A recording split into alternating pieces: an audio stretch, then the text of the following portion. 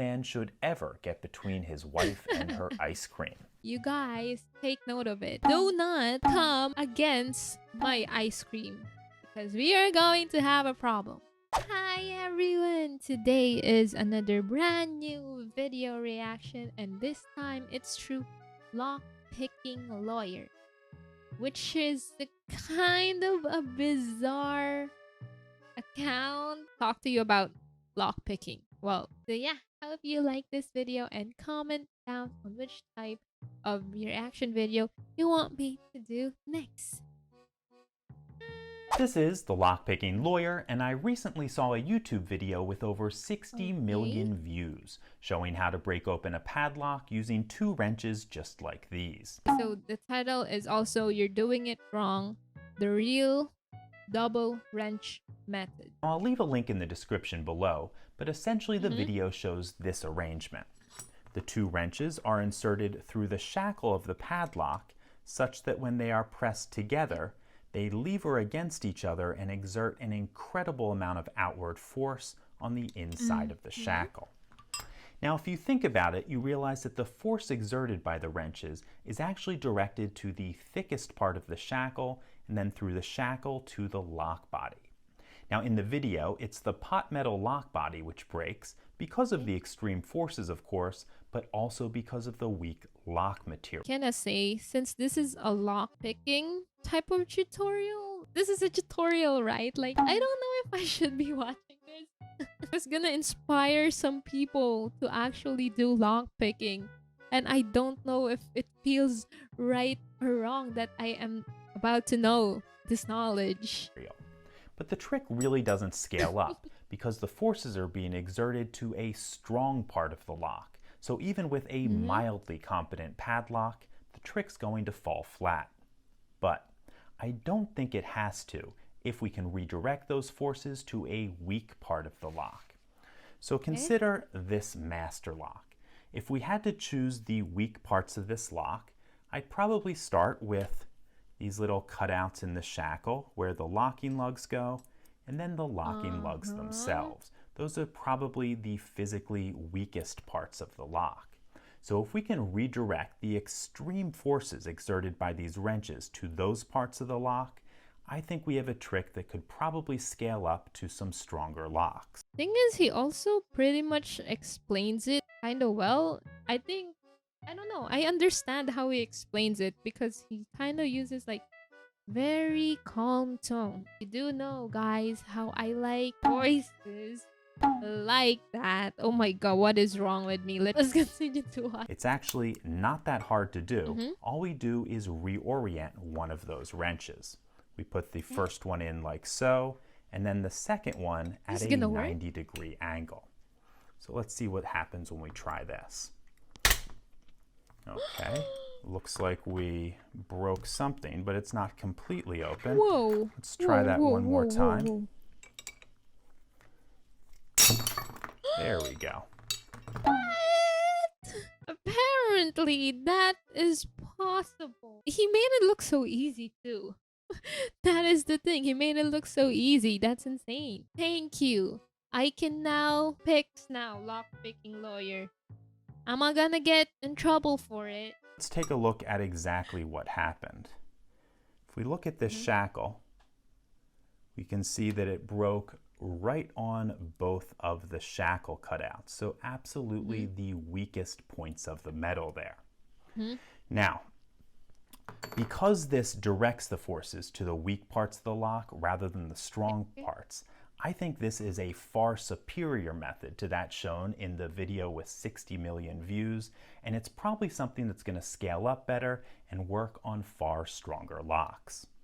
In any case, that's all I have for you today. This dude ate it up. Sir, I give you a clapping motion here. You kinda ate it up, sir. No, not kinda. He ate this up. He explained it so well and so easy and also so fast. Isn't this video like only less than 3 minutes, you guys? Locksmith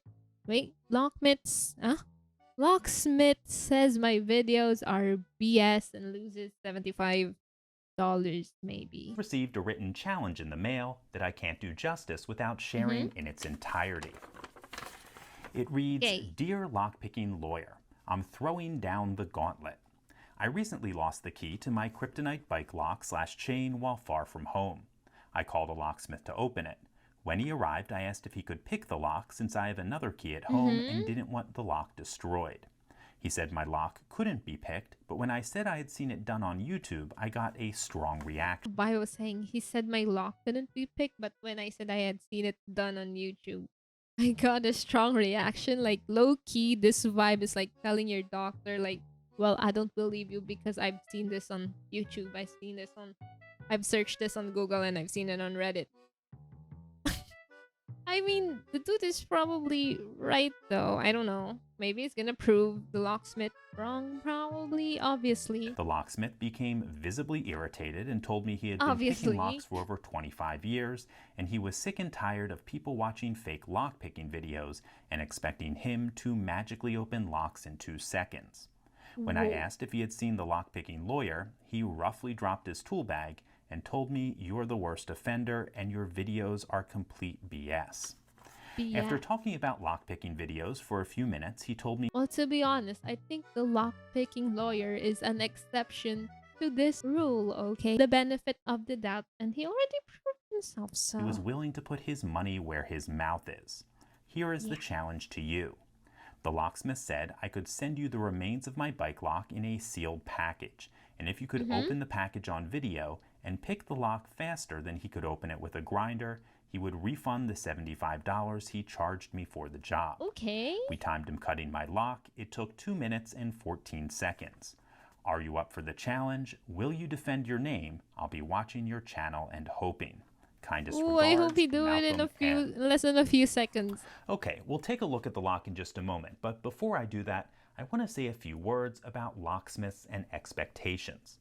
Malcolm says there's a kryptonite lock in here, which probably means a disk detainer core. While I'm sure there are some locksmiths out there who could pick it open probably quite quickly, the skills and tools required to open disk detainer cores are generally not part of the average American locksmith's repertoire. Our locksmith, what is the name of this dude again? Lockpicking lawyer. I'm sorry, I already forgot his name. I think he can do this in less than a minute or a minute. I certainly wouldn't fault a locksmith for being unable to pick a kryptonite bike lock. That said, let's open up the package and see if we can pick the lock. Yeah, he can do it. I just know it. I just know it. Obviously.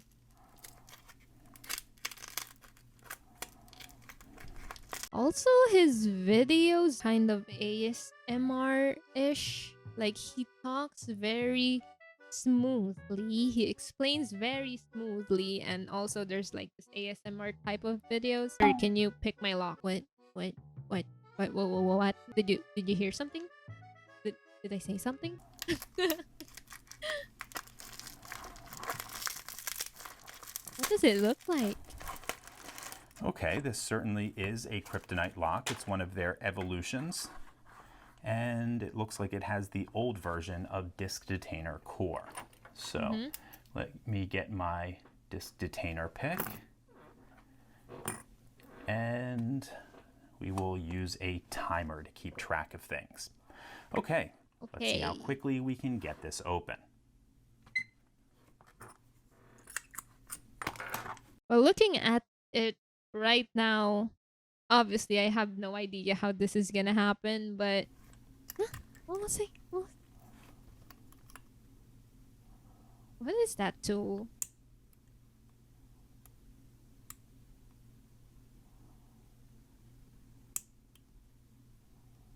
Mm-hmm.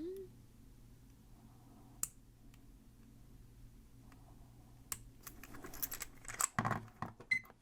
28 seconds. Okay, folks. What? 28 seconds? I was estimating that he'd probably do it in a minute, but he actually did it. Less than 30 seconds. Come on, pick my lock, please. Please do it. No, this is not. Don't take that out of context, okay? Don't take that out of context. Folks, as you saw, beating 2 minutes and 14 seconds did not pose a significant challenge. In fact, I suspect it's far less That of a was challenge not than even a Malcolm will challenge have for trying to get him. his money back from the locksmith. In any case, that's all I have for you today. If you do have Ate any questions or this comments about up, this, please put them below. If you sir. like this video and would like to see more like it, please subscribe. This one is titled My Wife versus Ben and Jerry's Ice Cream Lock. There's an ice cream lock? Or what's the purpose? Huh? Oh, and also, I've never tried Ben and Jerry's ice cream. I haven't tried any Ben and Jerry's. Don't judge me on that one. I just never seen one. Or I probably did, but it's kind of expensive. Please don't judge me. This is the Lockpicking Lawyer, and today I'm going to attempt one of the most dangerous things ever caught on camera. I'm going to get between my wife and a pint of her favorite ice cream, and we're going to do it Pint? with this, a Ben & What's pint Jerry's mean? Euphoria lock. It's a plastic 3-digit combination lock specifically designed to secure a pint of ice cream. Now, this is a lock that is incredibly easy to decode. In fact, I don't recall ever seeing Wait, why do you need this kind of lock? To avoid your siblings to steal it and then just leave it in the fridge with nothing inside of a it? combination lock with gates that were so easy to locate by feel. But that's actually perfect for what I have in mind. You see, I've Okay. always wanted to get Mrs. Lockpicking Lawyer interested in non-destructive entry methods, and this combines a beginner lock with a really nice incentive to learn. So what I'm going to do is lock up a pint of her favorite ice cream, Ben & Jerry's Vanilla Caramel Fudge, put it in the Caramel freezer, fudge. and when she finds it, hopefully I'll be able to convince her to join me on camera, and I will teach her how to open this up. He has such a So, nice voice. Off this goes to my the God. freezer, and I will update you soon. Okay, okay. Okay, folks, I really should have known better. Wait, what? Okay, that didn't work, I I came guess. home today to find my wife standing next to the refrigerator, looking like the cat that ate the canary. So I opened up the freezer and I found this. Low-key, So it seems that the lessons genius. of the day come courtesy of Mrs. Lockpicking Lawyer, who reminds us all, first, that security is only as good as its weakest link, and second, no man should ever get between his wife and her ice cream. You guys, take note of it. Do not come against my ice cream, because we are going to have a problem. Just note, this is obviously probably what I'm just gonna do. I wouldn't actually leave it like that. It would be empty by now. Removing inventory control tag pass. Oh, on the clothes? This is for clothes, right? I buy a lot of clothes, by the way, so I don't feel so good, or I don't feel so nice learning about this secret, but I'll see. Let's see. I'm so excited. This is the Lockpicking Lawyer, and today we're going to talk about a security device that I'm called upon to defeat with some frequency. It seems that every couple of months, my wife or I come home from the clothing store to find one of these inventory control tags still attached to the garment. My wife is usually the victim, probably because she buys a lot more, but today it happened to It's me, that's me. I need to know this. This is very important knowledge for me. Now, if you search on YouTube, you will find dozens of removal techniques, the most common of which is burning it off. But if you mess up, these little vials of ink will break and the garment is destroyed. Oh. Fortunately, there is a fast and easy way to remove these if you want to avoid a trip back to the store. It only takes a few moments, and all you need is a powerful magnet. Simply hold the magnet to the bulging portion of the tag. That's it? A freaking magnet? While squeezing the two halves together. As you can see, it comes right off. What? The mechanism inside is very simple. It's just a spring-loaded plunger. The hell? Okay. Let me buy 10 magnets today. I need to buy 10 magnets. That locks onto this serrated pin. In fact, if I put the magnet on it, we can hear that plunger going back and forth. Whoa. Oh my god. Let's lock it on one more time. I love this one. I love this one. You can see that's attached, and we got it off. So, next time the store forgets to remove its tag, now you know how to do it yourself and avoid driving back. This is the shoplifting lawyer. says, today I am going to show you how to free yourself from police handcuffs in case they forgot to remove him. Well, I kind of need that one. Well, when you call the lawyer to get you out of jail and he comes with a lockpick. Another video is removing this scammer's boot. Scammer's boot? What does that mean? This is the What Lockpicking does that mean? Lawyer, and I recently saw a YouTube video of a news report covering an illegal car booting operation in the Chicago area. And being who I am, I decided to see if I could find the exact model of car boot that the perpetrator used. I soon discovered that the model was sold under several different names on Amazon, so I picked one up, and we're going to see just how hard it would have been for someone with the right tools to release their car. It turns out that the right tools are nothing but a screwdriver and a tubular lockpick. So, just those do for this thingy. This scammer's boot thing, it kind of looks complicated though. And you only need 2 tools. let's head outside, lock this on my car, and get to work. Okay, folks, we're out in my driveway, and I have... Oh, for the car. Oh, I kind of need one of this. This feels like, I don't know if I feel good knowing about this type of knowledge or not. I don't know if I feel good about it. this locked onto my car as best I can, given the size of the wheel that it's locked to. The first thing we need to do is open this little door, and I'm going to do that using this tubular lock impressioning tool. Okay. No way.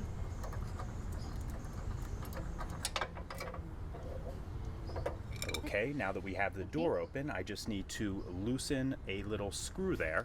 Normally that would be done with this tool that comes with the boot, but I'm just going to use a screwdriver. Yeah. Use that one. Yeah. God dang!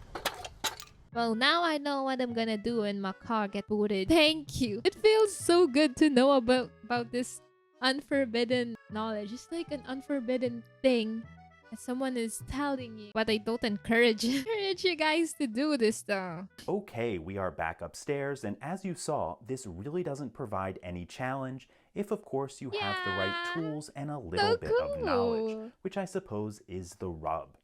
In any case, that's all I have for you today. If you do have any questions or comments about this, please put them below. If you liked this video and would like to see more like it, please subscribe.